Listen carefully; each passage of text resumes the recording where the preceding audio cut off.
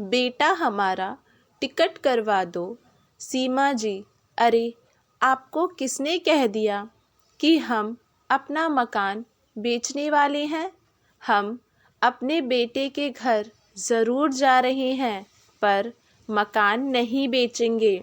वसुंधरा जी गुस्से में बोली, अरे नहीं बहन, थोड़ी उड़ती उड़ती बातें सुनाई दी थी कान में, तो मैंने सोचा चलूँ मिल भी लूँगी और पूछ भी लूँगी। नहीं नहीं सीमा जी, इस घर में पूरी ज़िंदगी बिता दी, अपने मेहनत की कमाई से जिसे बनवाया उसको अपने जीते जी नहीं बेचूंगी। समर के पापा भी यही चाहते हैं। बनारस शहर में मकान कुछ ही लोगों का होता है और हमारे कई रिश्तेदार भी यही हैं। ये सब बातें सुन थोड़ी देर में सीमा जी चाय पीकर चली गईं। रात में दोनों अनिल जी व वसुंधरा जी सोने के लिए बिस्तर पर लेट गए। अनिल जी करवटें बदल रहे थे। वसुंधरा जी बोली, नींद नहीं आ रही है क्या?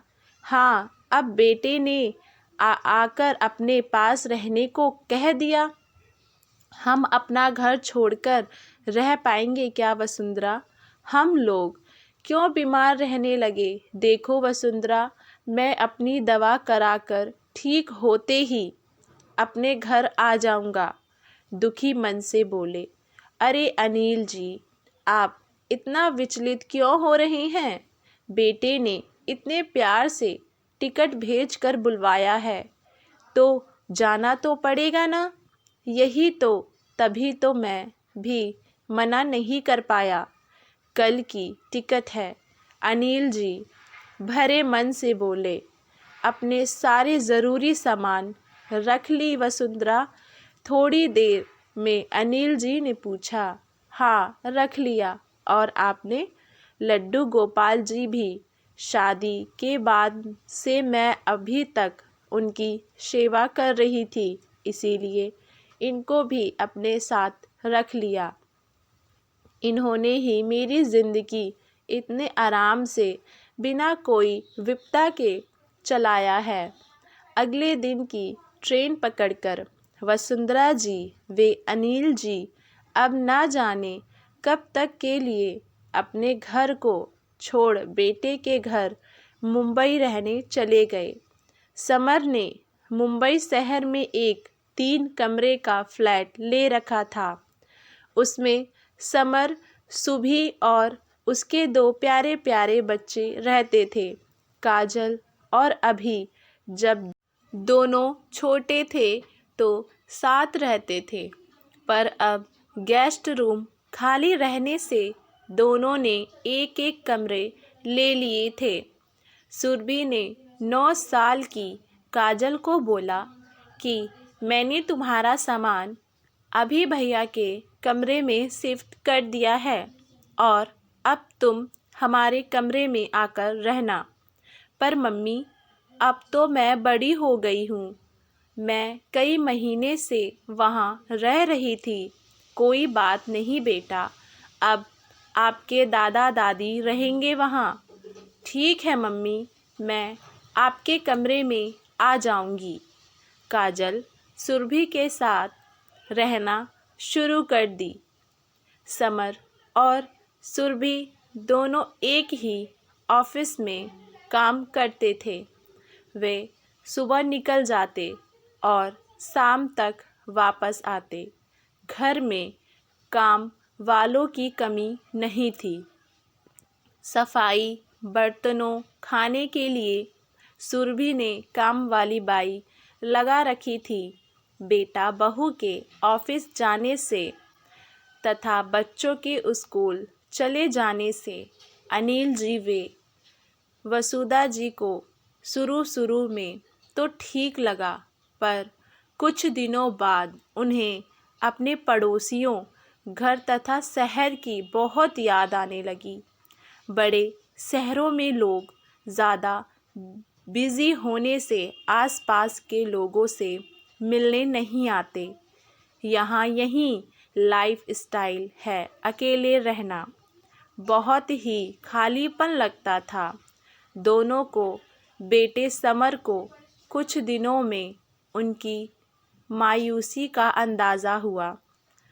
उसने बोला, आपकी उम्र के लोग नीचे सोसाइटी में सुबह टहलते हैं, आप लोग भी चले जाया करिए। अगले दिन से दोनों लोग वॉक पर जाने लगे। धीरे धीरे उनके दोस्त बनने लगे तथा उनका मन लगने लगा।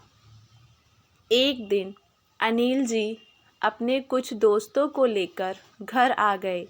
समर घर से ही ऑफिस का काम कर रहा था। उसने देखा कई लोगों को पापा लेकर आ गए घर में और सब बहुत ही शोरगुल कर रहे थे, जिससे उसको ऑफिस के काम में तथा बच्चों की ऑनलाइन पढ़ाई जो चल रही थी उसमें दिक्कत होने लगी। उसे ये बिल्कुल भी अच्छा नहीं लगा। 2-4 बार ऐसे और होते ही उसने पापा से बोल दिया, पापा आप इन लोगों से नीचे ही मिल लिया करें, ऊपर लाने की कोई ज़रूरत नहीं है। यहाँ कोई किसी को अपने घर नहीं बुलाता। पर बेटा अब ऐसे ही होता हमारा समय बीतेगा। जब हम उन्हें बुलाएंगे तभी तो वे हमें बुलाएंगे। नहीं पापा, ये सब छोटे शहर में ही होता है। बड़े शहरों में लोग अपने काम से काम रखते हैं। वैसे भी बनारस में आसपास सारे अपने रिश्तेदार होने से वे अक्सर आकर मिल लिया करते थे। आपको लोगों से जितना मिलना है आप नीचे ही मिल लिया, फ़ोन पर बात कर लिया करिए। समर इस तरह से उखड़ कर बोला। अनिल जी वे वसुंधरा जी को बिल्कुल भी अच्छा नहीं लगा। उस रात वे दोनों ठीक से सो नहीं पाए। उन्हें लग रहा था कि उन्होंने यहाँ रहने का सोच के कुछ गलत तो नहीं किया। उनका मन किया कि जल्दी अपने घर चले जाएं, पर सोचा कि अभी कहेंगे तो बेटे को बुरा लगेगा। वसुंधरा जी का भी मन कम लगे, ना करने को कोई काम, ना किसी से मिलना जुलना, बस फ़ोन पर ही अपने रिश्तेदारों और दोस्तों से बातों में लगी रहीं। एक दिन फ़ोन पर बात कर रही थीं, सुरभि ने सुन लिया। बाद में उसने भी टोकते हुए बोला, मेरी घर की बात आप किसी को भी ना बताया करें। वसुंधरा जी भी मायूस रह गई। बहुत बंधनपन और अनजानापन लगने लगा था उस घर में। ऐसा लगा कि खूब सुख सुविधा तो है, पर अपनी इच्छाओं पर किसी ने लगाम लगा दिया हो। तभी एक दिन लैंडलाइन पर बनारस, जहां उनका घर था, वहां से फ़ोन आया। सौभाग्य से समर के व्यस्त होने से अनिल जी ने फ़ोन उठा लिया। फ़ोन करने वाले ने बताया कि मैं प्रॉपर्टी डीलर बोल रहा हूँ। आपके मकान के बहुत अच्छे दाम मिल रहे हैं। समर जी, मैं अनिल बोल रहा हूँ। समर के पापा ने बोला। प्रॉपर्टी डीलर बोला, मुझे समर जी से बात करनी है। अनिल जी बोले, कौन से मकान की बात कर रहे हो? अरे, जो लहुआ बीर पर है। समर जी ने बोला था, कस्टमर ढूंढने के लिए बहुत ही मोटी पार्टी मिली है। सुनते ही अनिल जी को मानो काटो तो खून नहीं, उनकी जान बसती थी उस मकान में। उन्होंने तुरंत गुस्से से तेज़ आवाज़ में बोला, नहीं, हमें कोई मकान नहीं बेचना, कह फ़ोन काट दिया। उनकी तेज़ आवाज़ से समर वे वसुंधरा जी दौड़ते हुए आए। क्या हुआ पापा? अनिल जी की सांस फूलने लगी।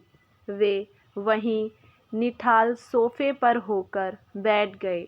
बताइए, किसका फ़ोन था पापा? समर भी हड़बड़ाहट में प्रश्न पर प्रश्न किए जा रहा था। वसुंधरा जी दौड़ के पानी लेने गईं। पानी पीने के बाद अनिल जी ने अपने आप को संभाला। पापा, कैसी तबीयत है? अनिल जी थोड़ी देर बाद गहरी सांस लेते हुए बोले, मैं ठीक हूँ। पापा, किसका फ़ोन था? प्रॉपर्टी डीलर का। मकान बेचने को तुमने बोला है। मैं अपने जीते जी उस मकान को नहीं बेच सकता। मुझे अब जाना है अपने घर। बेटा, हमारा टिकट करवा दो। वसुंधरा जी भी बोली, हाँ बेटा, कई महीने हो गए, कुछ दिन वहाँ पर भी रह लेंगे। तेरे पापा की तबीयत भी दवा से बहुत बेहतर हो गई है।